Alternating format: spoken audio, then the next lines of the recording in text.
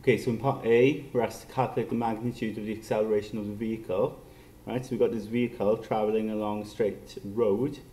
And you can see I've highlighted here, as it passes through point A, its speed is 10 meters per second. So the initial velocity, okay, you can write there, is 10. It accelerates at a constant rate for 21 seconds. So you can see I've highlighted there. So it keeps accelerating the same rate for 21 seconds until it reaches a speed of 24 meters per second. Okay. It then travels at this constant speed of 24 for t seconds. Okay, but the point of part A is that they're asking us to calculate the acceleration during this phase. So when it's increasing its speed of 10 meters per second at A to a speed of 24 meters per second in a time of 21 seconds. So to get A, we go back to the equations of motion using V equals U plus AT. Okay, so V is 24, U is 10, plus A times time, which is 21.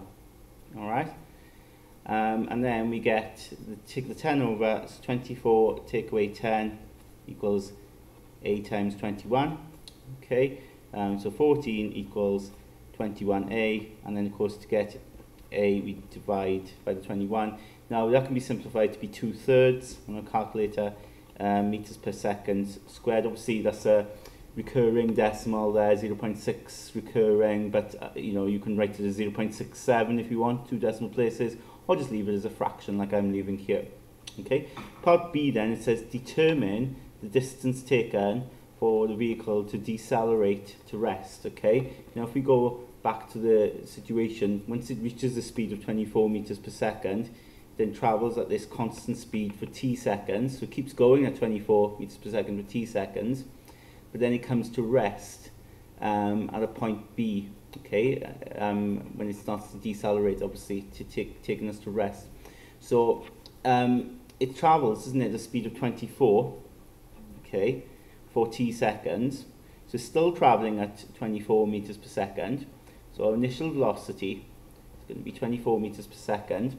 Then it starts to decelerate, starts to slow down, and it takes to decelerate 16 seconds. Okay, so time is 16 seconds where it's decelerating. Of course, it decelerates to rest, so the final velocity v will be 0, and we're asked then to find the distance.